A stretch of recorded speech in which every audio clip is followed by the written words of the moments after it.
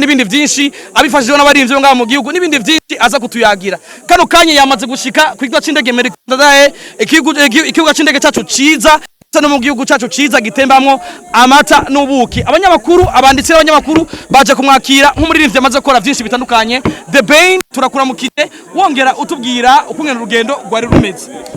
Murakoze cyane kunyakira, urugendo rwari rugufi then rwiza kuko narinzi ko ngiye gusanga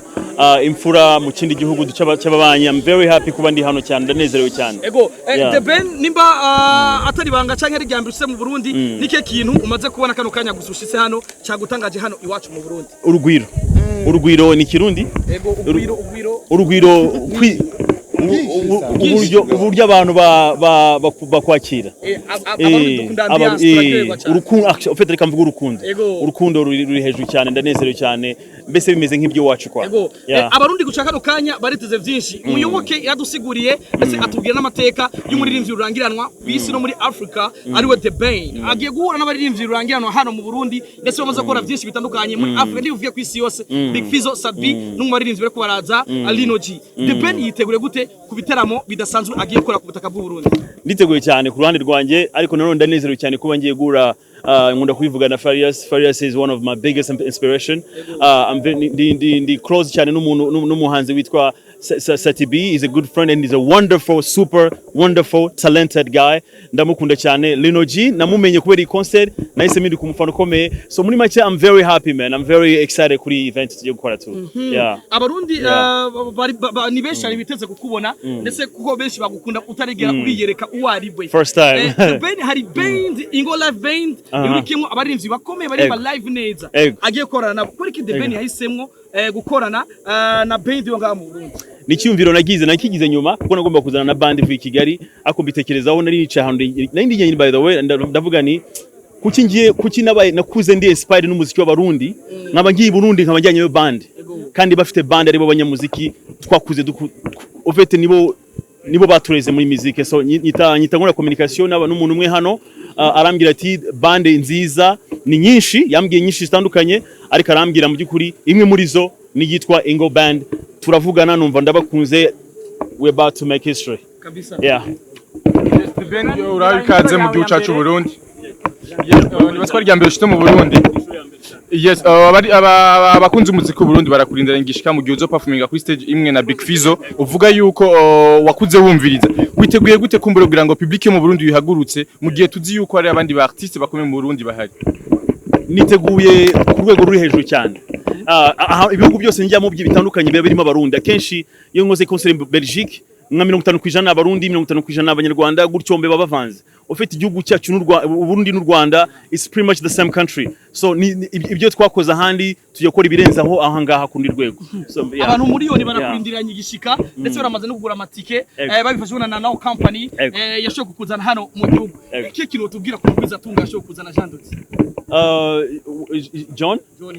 John is a wonderful Jean Dodi yake twita John cyangwa se Bright namwise Bright ngeze na rishaje John ni umuntu navuga ngo ufite vision nini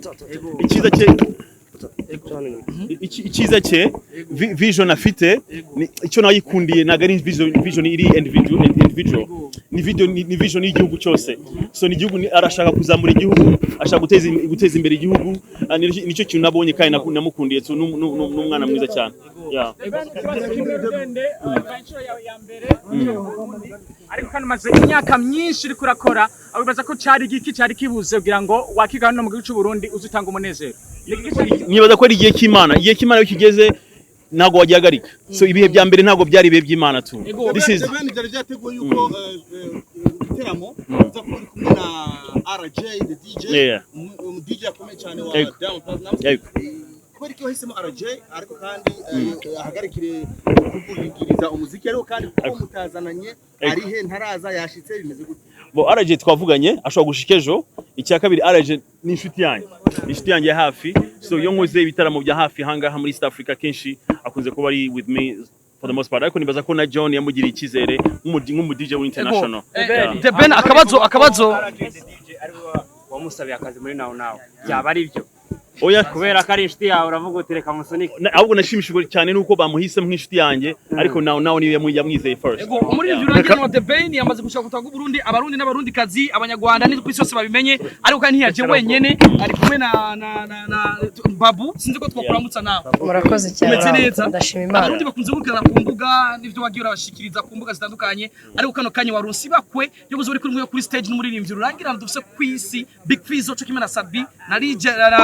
na Lino G cyo kimwe na Type uyumva gute bishimira Imana umuntu wese umuntu ungana nanjye aba afite vision y'umuntu muto wafanye The Bane ukabona muri kumwe kuri stage bishira Imana ndashimira The Ben na John banyizeye nanjye kuba baranzanye hano Imana ibahumure. Akabazo kanje kanyuma karabe kuri John wongera utwakira n'umushitsi ndetse unatubwira n'ibikurikira ndetse unamubwira n'akajambo kamwe umushitsi ko deje wamaze kumushikana wabikoze. Murakoze cyane nagoma ndabahe mwiriwe ndabashimira ku mutima mwiza mwatweretse wo kwakira my big brother ndamuhamagara nka mukuru wanje Ben. I'm very happy. Why emotion? Why you I'm so happy.